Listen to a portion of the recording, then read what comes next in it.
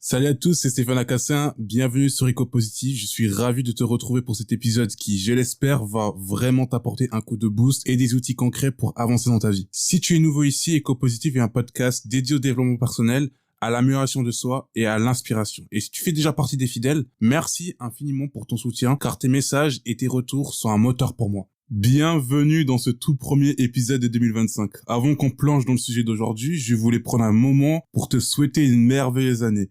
Je te souhaite de la santé, de la sérénité et surtout beaucoup de courage pour avancer vers tes rêves. Cette année, retiens une chose. Tout ce que tu fais, même les petites actions, comptent. Chaque pas que tu fais peut te rapprocher de tes objectifs.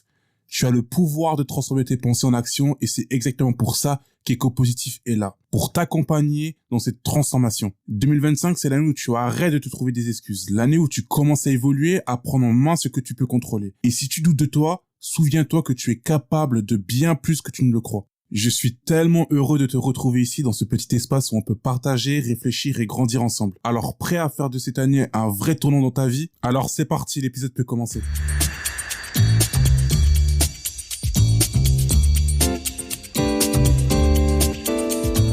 Aujourd'hui, on va parler d'un sujet qui te concerne sûrement comme tout le monde. La procrastination.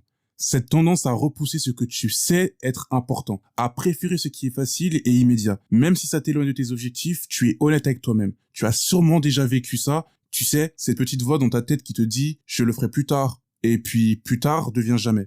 Pour être honnête avec toi, moi aussi je procrastine. Et parfois c'est frustrant parce que tu sais que tu pourrais être en train d'avancer, mais tu restes bloqué. Alors dans cet épisode, je veux qu'on explore ensemble ce qui se cache derrière la procrastination et surtout comment on peut la surmonter. Je vais te donner des outils concrets, des réflexions personnelles et des techniques qui m'ont aidé. Parce que tu sais quoi? Tu mérites de sortir de ce cercle vicieux et de commencer à accomplir ce que tu veux vraiment dans la vie. La procrastination, ce n'est pas juste une question de paresse.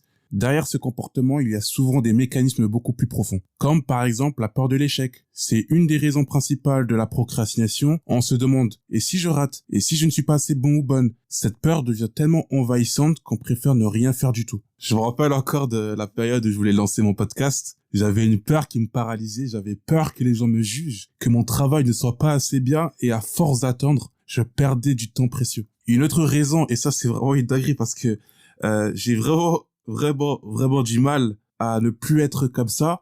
Et beaucoup de gens aussi qui lancent des projets ont du mal, c'est le perfectionnisme. En soi, ça peut être une qualité, mais ça peut être aussi un frein. Parce que quand tu veux que tout soit parfait, tu te mets une pression énorme. Et au lieu d'agir, tu restes bloqué. Parce que rien ne semble jamais assez bien pour commencer. Parfois, on procrastine parce qu'on ne sait pas vraiment quoi faire. Si ta tâche est floue ou trop ambitieuse, tu te retrouves paralysé. Résultat, tu préfères éviter plutôt que de te lancer dans quelque chose qui semble insurmontable. Notre cerveau adore ce qui est facile et agréable. Il préfère un épisode de Netflix ou une session scroll sur TikTok à une tâche qui demande un effort.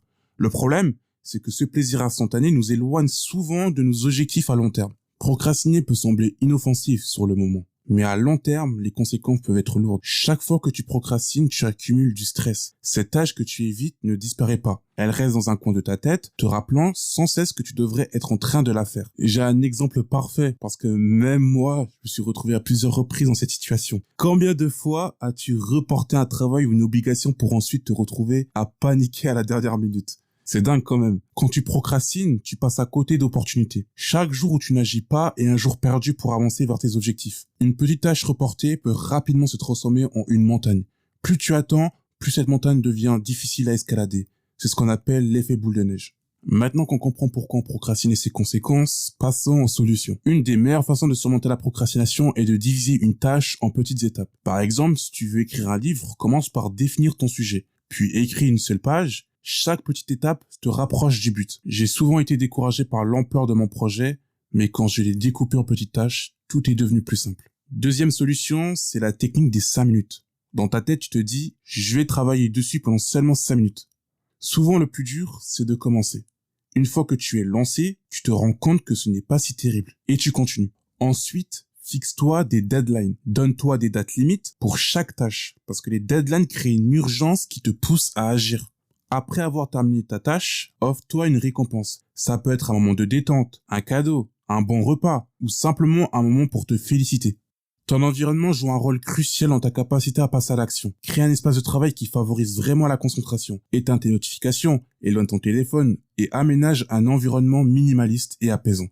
J'en parle plus en détail dans l'épisode 10, le secret pour transformer ton environnement et libérer ton potentiel. Par exemple, j'ai conseillé à une amie qui fait des études de droit d'ajouter une bougie parfumée, de tamiser la lumière et de désencombrer son bureau. Résultat, elle a retrouvé sa productivité. Entoure-toi également de personnes positives. L'énergie des gens ambitieux et motivés autour de toi peut être un véritable moteur pour te pousser à passer à l'action. Une action imparfaite vaut mieux qu'une inaction parfaite. Si tu attends que tout soit parfait pour commencer, tu ne feras jamais rien. J'ai dû aussi apprendre à accepter que tout ne serait pas parfait, mais chaque petite avancée, même imparfaite, est un pas vers ton objectif. Merci d'avoir écouté cet épisode d'Éco-Positif. J'espère qu'il t'a inspiré et donné des idées concrètes. Si cet épisode t'a plu, n'hésite pas à t'abonner sur Instagram ou Facebook pour ne rien manquer et pour m'aider à faire grandir la communauté d'Éco-Positif. Si tu as 2 petites minutes, ce serait top de laisser 5 étoiles sur ta plateforme d'écoute ou un like sur YouTube. Ça m'aide énormément à faire connaître le podcast et surtout, laisse un petit commentaire pour me dire ce que tu en as pensé. Ça m'aide à m'améliorer épisode après épisode. Merci d'avoir écouté jusqu'au bout. On se retrouve la semaine prochaine pour un prochain épisode. En attendant, prends soin de toi, crois en toi et n'oublie pas, chaque pas compte. À très vite.